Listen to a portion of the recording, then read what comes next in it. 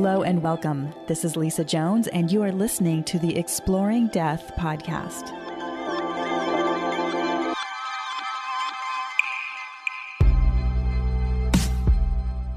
Hello, it's Lisa Jones, your host with Exploring Death podcast. And today I have with me Mary Hill. Mary was spiritual as a teenager and fascinated with the concept of death and dying. She read many books on the subject, but still had fear about her own death. She shares her unique and spiritual experiences as a registered nurse and hospice case manager. A close relationship with some patients showed her the divine grace that accompanied the dying process as she assisted them to transition to the afterlife. Several of her patients kept their promise to appear to her after they passed. This was evidence that life or consciousness continued after the physical body was dropped. She has authored the book, Messages from the Afterlife, and is a highly intuitive spiritual healer as a Reiki Master, Shamanic Practitioner, and Certified Kundalini Yoga Teacher. Welcome, Mary. Oh, welcome. Thank you for having me on. I'm so happy to have you. And I love that you are versed in the hospice world. That's a new world that I've recently entered as a volunteer and find so much joy and fulfillment from working with patients that are in their dying process. And I know a lot of people find that really odd and strange and freaky, but as you know, it's such a wonderful place to find grace and really make life, to me, much more fulfilling when you're really witnessing the end of a life. So first of all, I want to ask you, are you still afraid of your own death? No, I'm not. I'm in no hurry, but I'm not afraid. Right. Well, that's wonderful. And then my next question is, as a hospice worker and, maybe you could sum up, like, what did you get out of working with them? What was your biggest takeaway? Wow. I think it's just that death is an illusion. And it was such an honor to be with them and just to witness, what they were going through, their process, and also the families as well, because they were such a big part of it. Right. Absolutely. That, I think everybody that's going through it, whether it's the person that's dying or each individual family member, is all going through their own process of how to deal with death and what it means to them and then what they do with it afterwards. And once again, I think hospice does a great job of supporting the family through that. And I wished I had hospice for a longer time. They came one day and my husband died that night. So I didn't really get the benefit of the team, which is such a beautiful part of hospice that I wasn't aware of. And I think a lot of people aren't aware that hospice is really, it's the doctors, it's the nurses, it's the, volunteers and case managers. And maybe you can talk a little bit more about what hospice is in case people don't know really what that is. Yes. Oh, yeah. It's just a beautiful service for anybody that's at end of life. And, my own experience was that I saw people coming on service way too short of a period of time. And we didn't get the time to really connect with them. They waited too long. And I don't know, if it's the family being in denial or the doctors not feeling comfortable about bringing the subject up.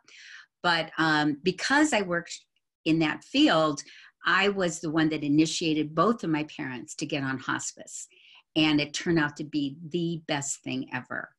And because I knew that they were going to benefit so much. And I think the problem is this whole 6-month life expectancy thing. It's like, how do we know what's 6 months, And so, and with hospice, we just have to recertify that, yes, at this period of time, I wouldn't be surprised if this patient died in this period of time. So, and there's so many benefits. It's covered by Medicare, so there's no charge for it. And we even took non-funded patients. It was like 6% of them were non-funded. So I don't know how people do this without hospice, and I've had many patients and the families say to me, I don't know how we could have done this without you. And it was just so gratifying to be of such big help to people in this, fragile part of their life. I love what you've just said. And I think it's so true. And that's what happened with us. My husband was in complete denial and didn't want to admit that he was going to die. And yet every single morning I woke up knowing that he was dying. And so I wanted to honor his request. And yet it left me completely without support. I mean, I had 2 young children and taking care of him. And I had very little support, you know, I mean, yes, the community was helpful, but to have the day-to-day help with the patient and the, you know, giving the meds and just having respite time and all of that. And that's what I see hospice is such a great service for the families to be able to give them some breathing space around, like you said, this fragile time. So I'd love to hear a few of your stories about these amazing patients that told you they would come and visit you after. That's really exciting. Yes. The one that really sticks out in my mind, and I wrote about her, her name is Carolyn, and she was pretty young, and she was on service for a really long time. She had respiratory problems, and she was very spiritual. So we used to talk a lot about spiritual stuff, and she really had a strong faith, and she wasn't really afraid of dying. She knew that there was something beyond this. And so at one point I had said to her, well, why don't we agree on a sign that you can give me after you pass, and I'll know that you're fine, and I'll know that there is something that exists after life. So and so my husband and I were riding our bikes along this ocean path. We're really beautiful. We have this beautiful town that we live in, and we're close to the ocean. So anyway, I'm riding my bike, and all of a sudden I see 2 big rows of yellow flowers. So we decided yellow flowers. I don't know if I said that already. So I saw this, it went on for like a block or 2 of all these yellow flowers that were bordering it. And it was like, oh my God, I can't believe this. So Wow. yeah, it was beautiful. And I felt her. And how soon after that did that happen? You know, I want to say it was about maybe 3 months or so. Yeah. Wow. And there were other stories too. Probably my favorite one was Dennis, and he came as a butterfly. If you want to hear that story, I'd be happy to share it. Sure, I'd love to hear about Dennis. Okay, yeah, he was really cool, and he was only on service for a short period of time. And I'd like to back up too. I used to do Reiki on Caroline, and she loved it. She said she never felt as good as when she got Reiki. So that was a big gift I was able to give. So Dennis, also, I used to do Reiki on him, and he really loved it. So he had a really cool family too. I just love the family. And so he died on a Saturday night, and I knew about it through the voice messages. But so the next day I went to the park, and I love to go in nature, and I was just wanting to just be by myself, and I was just kind of reflecting all the patients I had lost, and just being in gratitude, but also the loss, you know, because there is that grief that we go through. But all of a sudden this butterfly kept flying around my head, and I was like, this is really weird. So I said, okay, Dennis, is this you? If it's you, prove it to me and land on my hand. So the butterfly like flew here, and it came back and brushed against my forehead and landed on my hand. And I was like, oh my God. And I was just like, for the longest time, he was there, like maybe a minute, you know? And that really birthed my book, because the original book was the title was Butterfly Kisses. And because of that experience, it's like, oh my God, I need to get this down in writing. And all through my career, there would be like all these really cool experiences I would have with really amazing patients, and I journaled it. So, and so my book comes from my journal, and with lots of editing. But yeah. So, and then the way it got changed with the title was my girlfriend read it, and she said, are you really attached to this title? She says, because Mary, your book is all about messages that you've gotten from the afterlife. And I'm like, I like that title. So, and then Memoirs of a Hospice Nurse is the subtitle. So that's how it all came to be. Wow, that's fascinating. And it's so true. I recently had an experience where I was sitting with a patient and his breath just kept getting further and further apart, and I just kept counting, and it just, 6 seconds apart, 8 seconds apart, 10, 12 seconds apart. I thought he was going to just take his last breath at any moment. And yet I said, "How long do you want me to sit with you in my head, telepathically?" And he just said, "Until 7 p.m." And I said, "Okay." So I sat with him, and during that time, the whole room at one point filled with this beautiful green light that was just so vibrant. And I was so kind of shocked that I startled myself, and of course it disappeared. But as soon as I got back into that kind of meditative state and allowed just to count his breaths again and just witness him, it came back, and it was so beautiful. And then at one point there was it almost felt like a windshield wiper went across and everything turned black and white in the room. And I was just like, "Oh my goodness." And again, I was a little startled. So it disappeared. And so I actually sat with him for 3 hours, and it felt like 20 minutes. I mean, I had no idea that when I looked up, it was 7 o'clock, and that my time was done. But I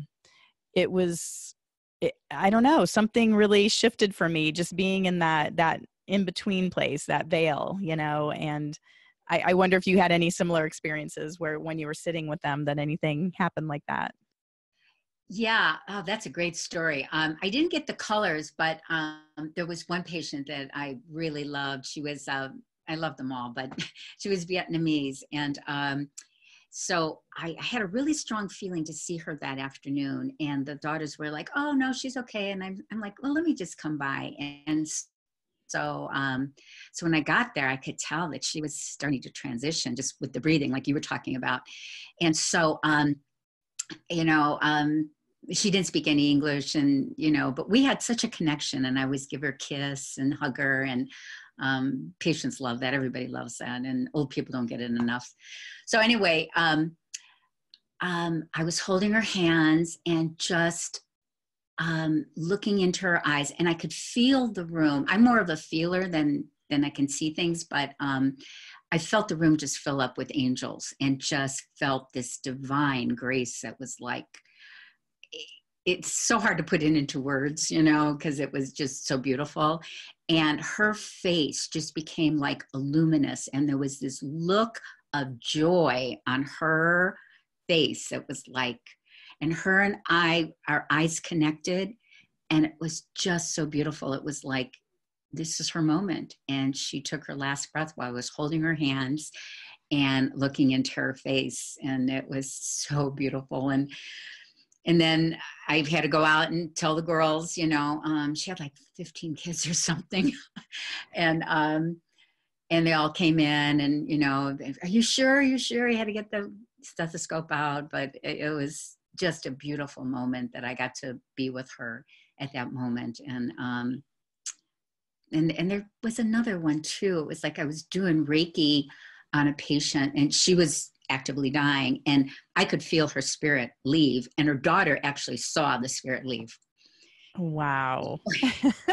Yeah, so there's so many great stories, and actually that one wasn't in the book, that last thing that I just said, but and, even, the process of writing it, and it was like, "Oh gosh, I forgot to put that in there." But, there's just so many stories. And Well, there are so many stories. And I think that's the thing, is that people that are a little freaked out about, the idea of sitting with the dying, they don't realize the beauty and the grace and the euphoria, really. I mean, sitting with that gentleman and having that room filled with light, I mean, there was something energetically happening that really filled me up and helped heal me in some way. I mean, it's there's I don't know what it is, alchemy or something happening that is fortifying when you sit with the dying. And I mean, don't you think was that your experience as well?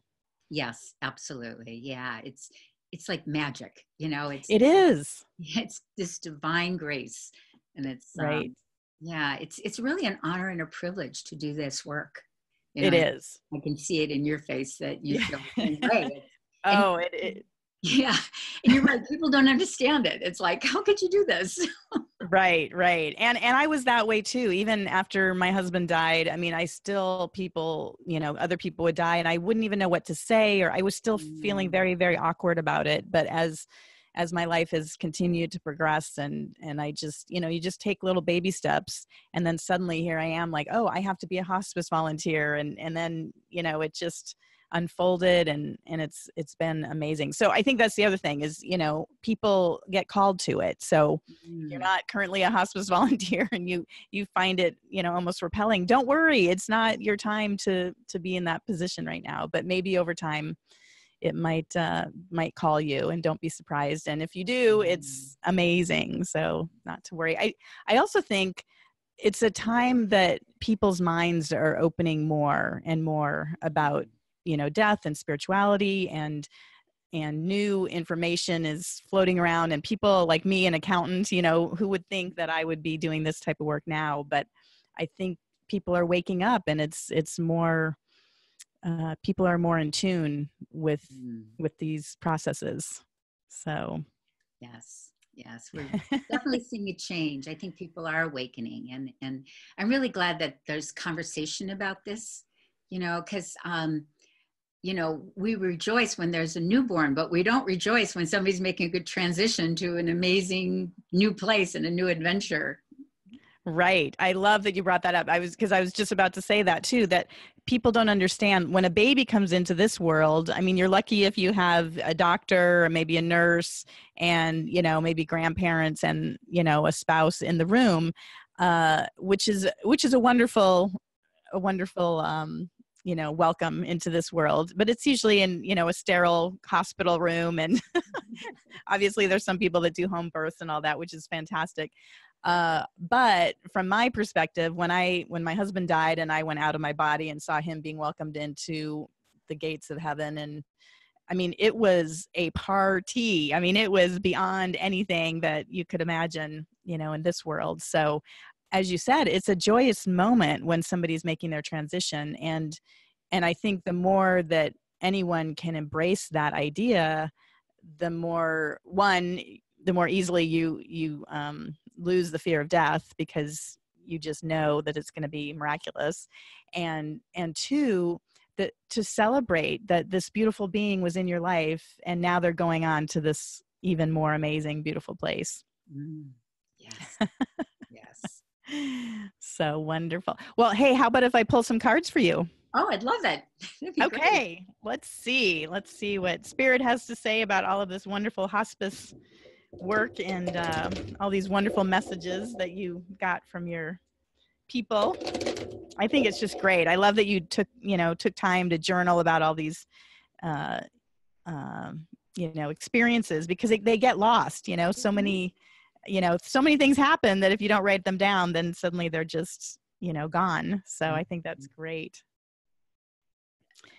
Okay. Let's see. So yeah, I feel like this is kind of the idea about death and what people are kind of afraid of, like why they're so tentative about even calling in hospice when it's time. And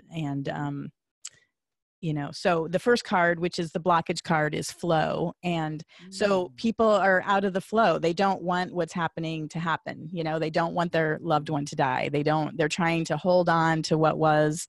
And so they push against the tide and try to keep things status quo and and not bring in that, because again, like you said, I mean, you got to be diagnosed basically 6 months that the person's going to die within that time. And who wants to admit that? The family doesn't, and most people that are dying don't want to say, yeah, okay, I'm ready to sign up for the 6-month program.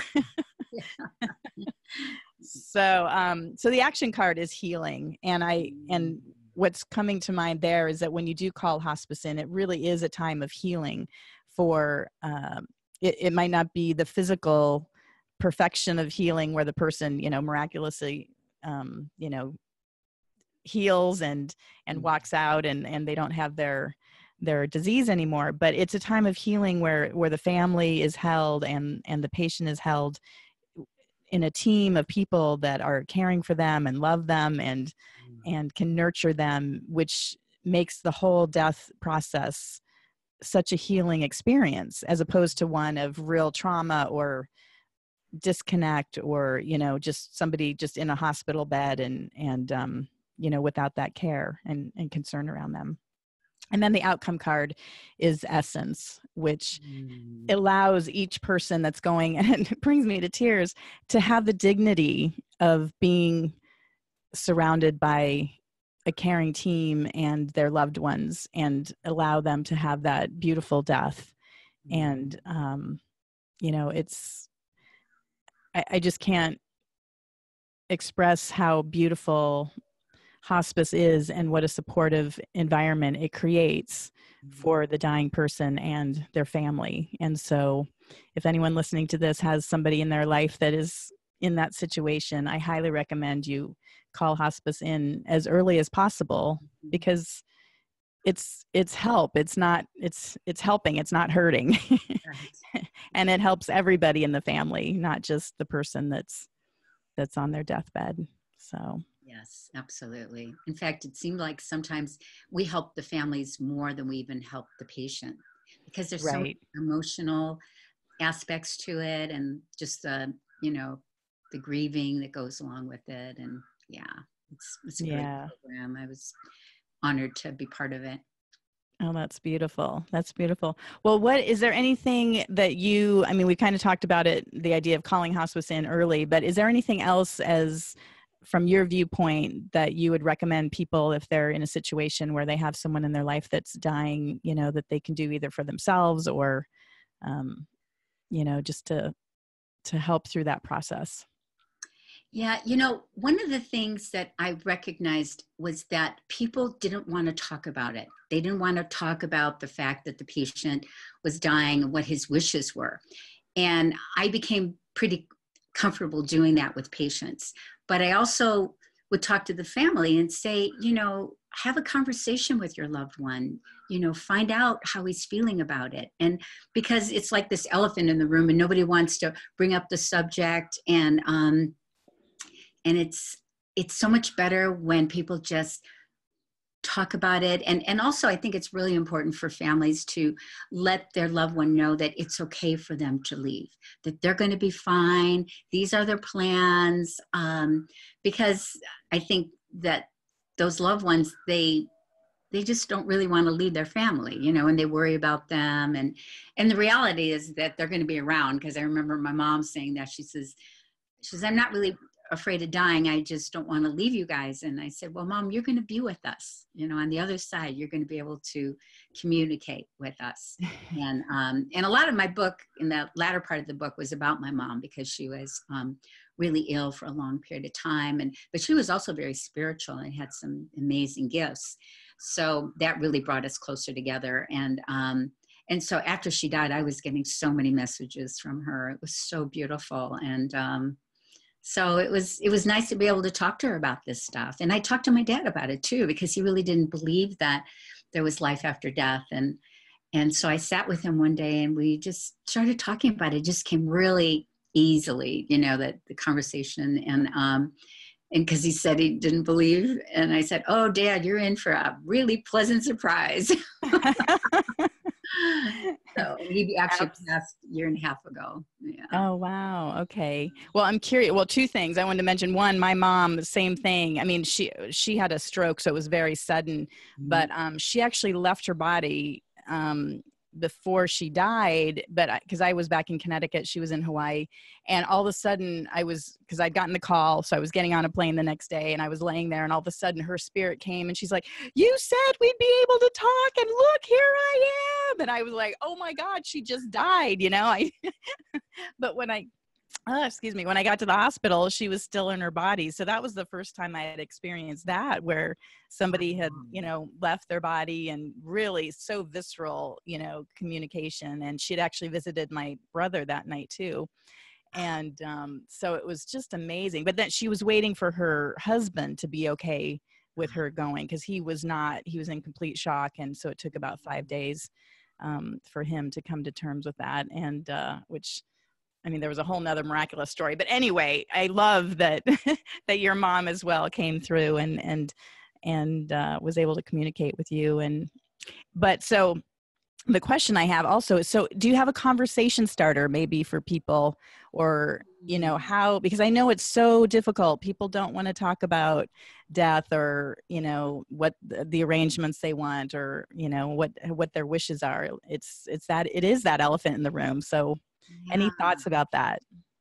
Well, with my mom, I talked about what kind of music do you want? And so that was easy, because it was like, I could see that she was so happy that I started talking to her about this. And then we, figured out what she wanted to wear. Although it was difficult for me to listen to Ave Maria, it was like, okay, I know that's the song you want. So, and so I guess the conversation would be to just, I think it would be fine to say to your loved one, what do you think happens to you after you die? And to ask the questions, because they really do want to talk about it, but everybody's protecting each other.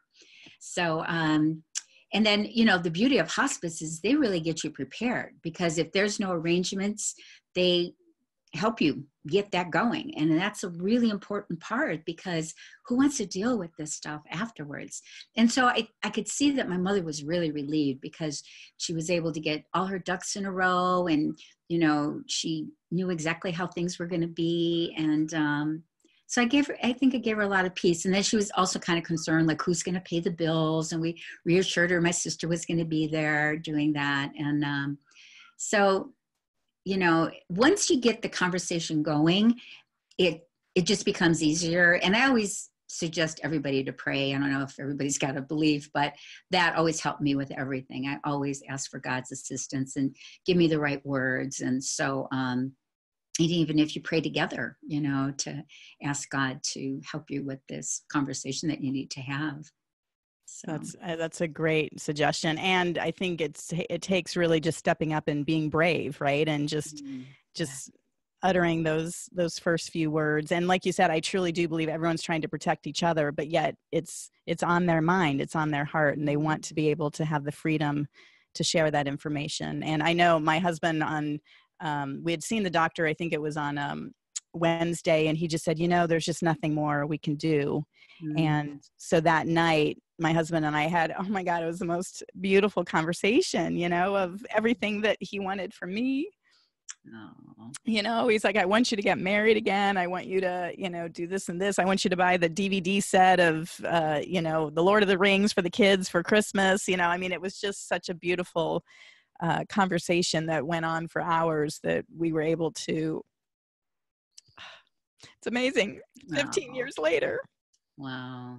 And it's still it's so poignant to be able to have that conversation with your loved one. And it was so meaningful to me. And I know that for anyone that has the courage to have that conversation with their loved one, it will be something you will remember for the rest of your life. Yes, so absolutely. I couldn't agree with you more. Well, thank you for bringing that up, and thank you for your time and your information. I think again, the hospice industry and it's such a beautiful experience, and so many people are a bit hesitant to step into that world, but it is so worthwhile. And as you said, and as I said, call the sooner the better, because it's really a great help to not only the person who's passing, but the family as well. Yeah. And one more thing, like families can initiate it. They can actually call a hospice and say, this is what's going on with my loved one. Do you think he qualifies? And then the hospice will go ahead and pick up the phone and call the doctor and get all the arrangements. So we don't always have to wait for a doctor to say, has to be now, or, recommend hospice now. Right. Well, or the patient. Yeah, for sure. Because my husband did not want hospice, so it was a little tricky. And in retrospect, I think had we done that, we could have gotten it figured out. And I think, once again, we were protecting each other. I was wanting him to not feel that, but I really needed it. It would have been super helpful to me. So Well, good. And how can people get a hold of you? I will have the links on my webpage, millionairemedium.com, but you can say it verbally here, how people can reach out and contact you about your services. Oh, well, I do have a website, and it's called hospicememories.com. And then on there, there's a way ordering the book, but then it's also available through Balboa Press. It was self-published through them, and also through Amazon and Barnes & Noble. And yeah, I really want this book to help others, and I want to be of service to others. So if there's any way that I can answer questions for people, I would love to be of service that way, because I think people just need to get some honest information, and sometimes just somebody to talk to. It's been there. Right. Well, that's beautiful. Well, thank you so much, Mary. I appreciate your time and everything you've shared. Thank you for listening to the Exploring Death podcast. This podcast is for entertainment purposes only. Before you make any financial or legal decisions, consult a professional. This show is copyrighted by Exploring Death. Written permission must be granted before syndication or rebroadcasting.